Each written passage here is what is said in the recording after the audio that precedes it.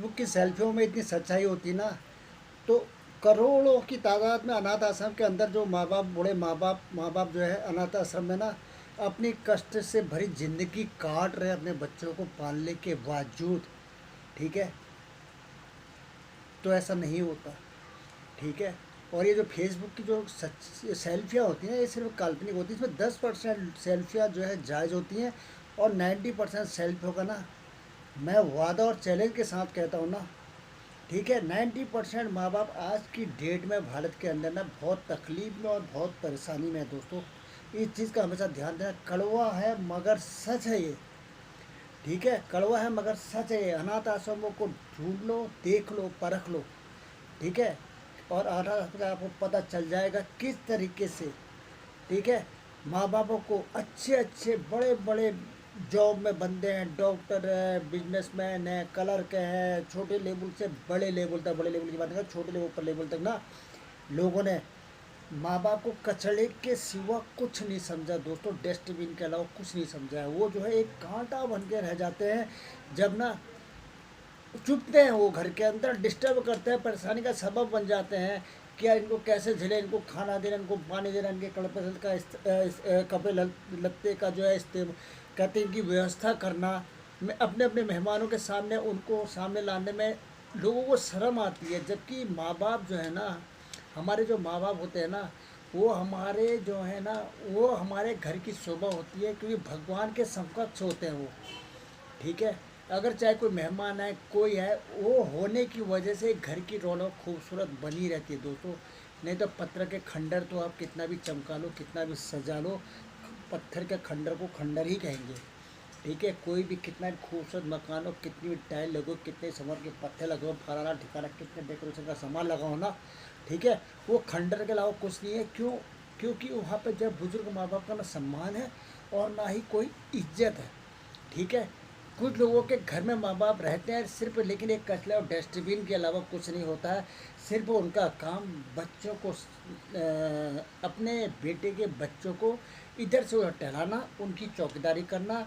माँ बाप चले जाते हैं ड्यूटी पे, रह गए बच्चे, बच्चों को उनकी उनकी पोटी साफ करना, उनकी टॉयलेट साफ करना, उनके लिए उनकी ज़िंदगी उसी में स्पेंड हो जाती है। और ये नहीं सोचते हैं कि वो बच्चे ये नहीं सोचते कि वो माँ बाप जो है ना, तुम्हें पढ़ा लिखा के पाल पोस के अपना सुख दुख का चैन हराम करके, ठीक है, अपने पैसे बूझ बूझ करके अपने पैसों को बचा के, ठीक है, अपनी सोच को, अपने अपनी भावना को कंट्रोल करके जो जो चाहते थे वो ना करके, तुम लोग अच्छे स्कूल पढ़ा के अच्छी जॉब के लायक उनको बनाते हैं। लेकिन जब आप लोग जॉब में ऑफर हो जाते हो, जब अच्छे से जॉब में लग जाते हो ना, उसके बाद जो है किस तरीके से माँ बाप का सम्मान होता है, ये पूरी दुनिया के सामने है दोस्तों। ठीक है, रोटी दे, पिटा दे, माता दे, पिता दे, जो डे बने हुए हैं ना, ये Valentine day, mother day, father, ये सिर्फ दोस्तों ये नाम के डे और डे बने हुए हैं।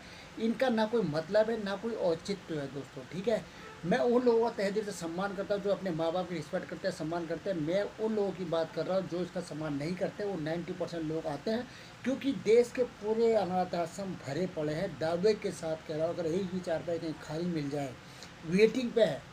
ठीक है, कोई तो अनाथ आश्रम के भारी छोड़ के, बैग छोड़ के चले जाते हैं, भाग जाते हैं कि यार ये लोग अपना भी संभाल लेंगे। ठीक है, और 10% जो माँ बाप को शर्म के मारे अपने घर में रखे हुए ना, उनकी इज्जत ना के बराबर है। ठीक है, और बच्चे 1% लोग दिल से और शिद्दत से अपने माँ बाप की सेवा करते हैं, इज्जत करते हैं, सम्मान देते हैं और उनके नखरों को उठाते हैं।